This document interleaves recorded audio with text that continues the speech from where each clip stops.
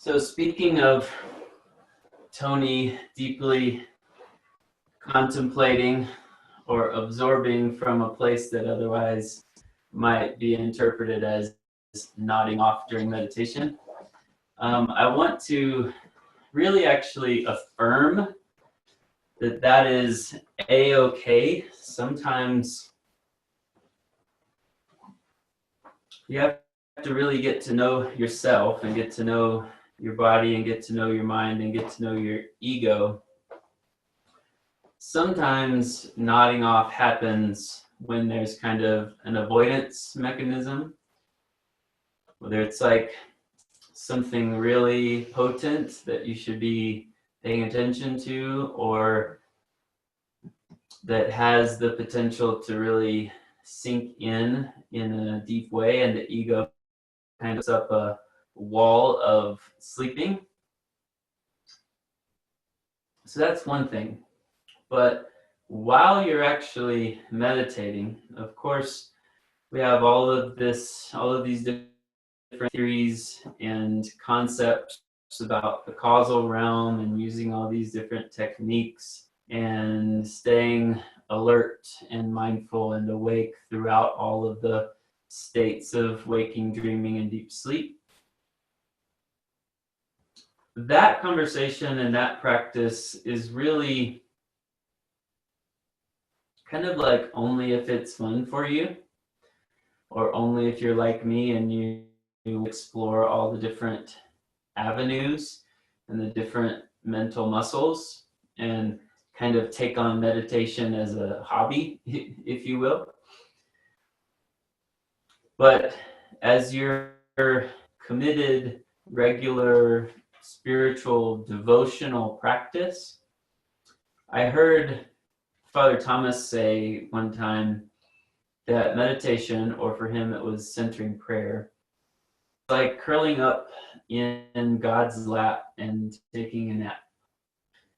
And if you think about kind of maybe like the person, maybe a lover or a parent or a grandparent or maybe a pet that you just love to curl up beside and fall asleep, and you feel perfectly safe and whole and restful, not in any sort of defense mode, not like you have to do anything, and perfectly free to simply be yourself. That, in the deeply transformative aspect and perspective of meditation, is really my approach and really my invitation to you. Meditation just happens to be something that I love to do and explore and experiment with. Just like anything else that I'm interested in, conspiracy theory or philosophy or NBA basketball, as a thing to study and get good at and kind of learn lots of different fun things about, you can totally play with the different techniques, and you see that it's kind of endless in the way that you can explore it.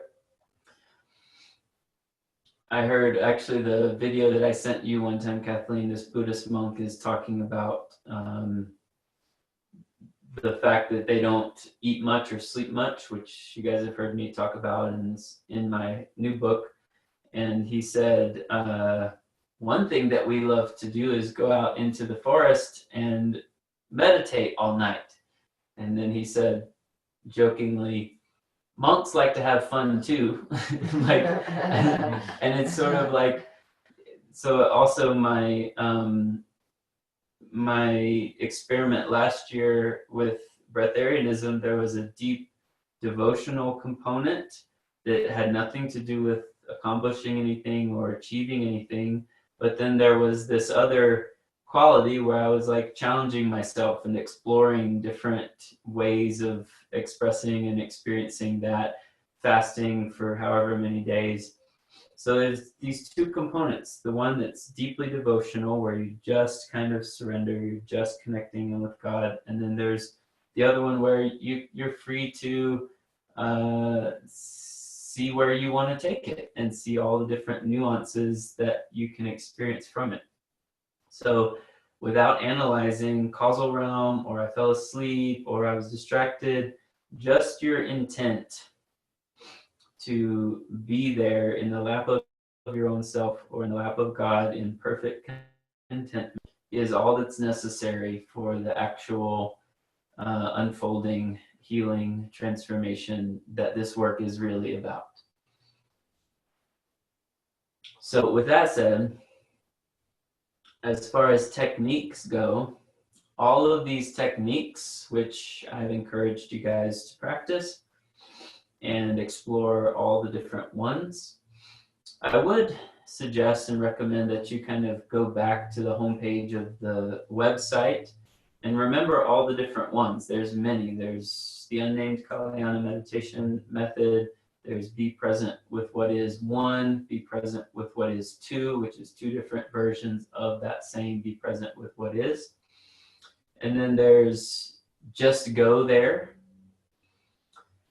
Beyond just go there, which is kind of like you've trained yourself in these avenues where eventually it's just easy to intend, like when you're brushing your teeth at night and you start to get sleepy, or your head hits the pillow and your body just responds. You sit down in your cushion, the bell rings, or you set the timer, and bam, you're there.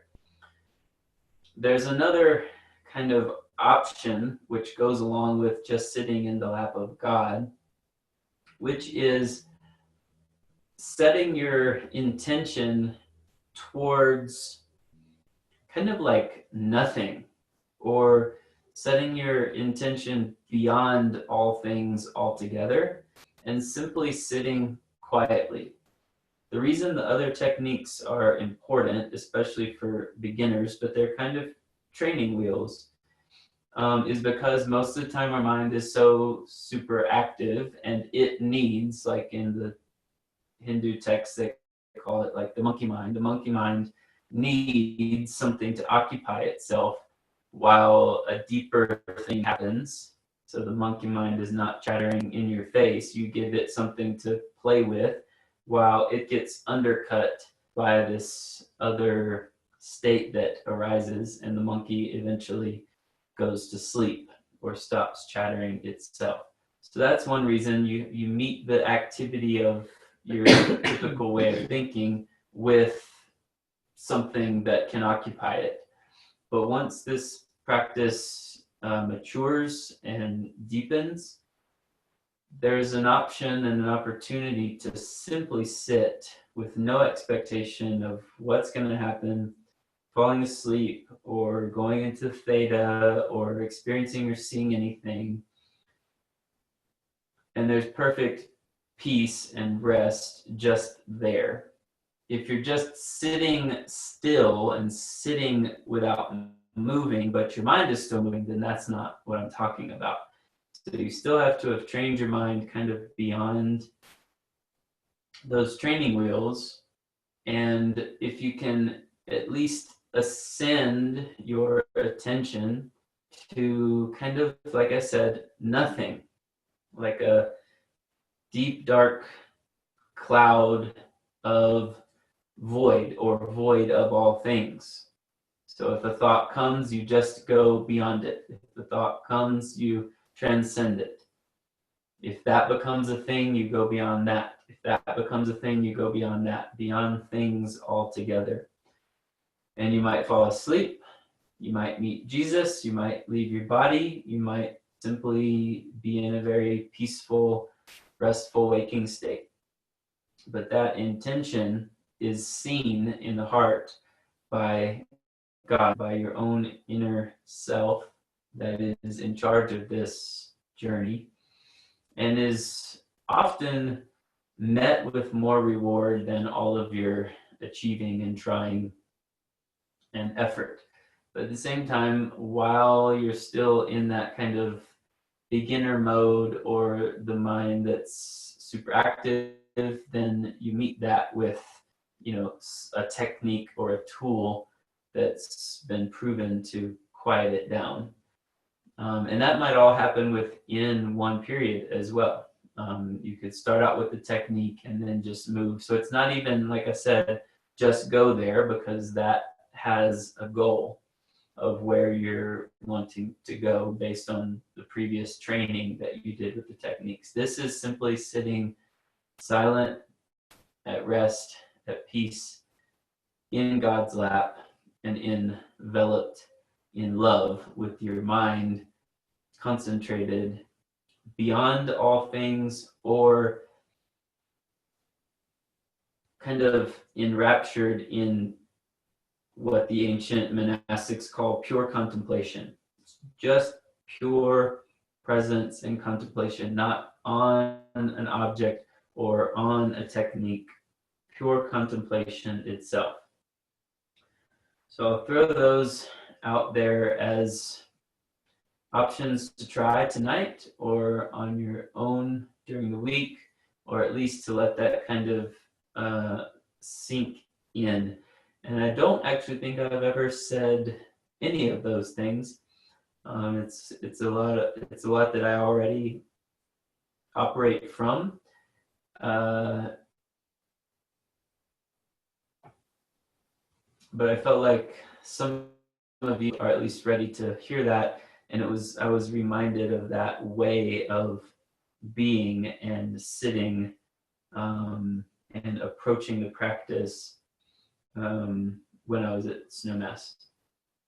I've also said, in a more kind of masculine or linear or rational way before, that nexus knots get healed or released when you're in alpha or theta or delta, or out of the ego monkey mind altogether. So that's kind of a masculine way of approaching it. Like, in order to make progress, then train yourself to be and sustain in one of these middle realms, or other than ego waking realms. Another way of saying it is kind of a more feminine approach, if you will, just being in the lap of the beloved. But both are saying the same thing. So I'm offering that to you now, just to kind of maybe ease any kind of burden or load or effort that meditation might tend to become for you. It's really much simpler than that, and much more profound than that too.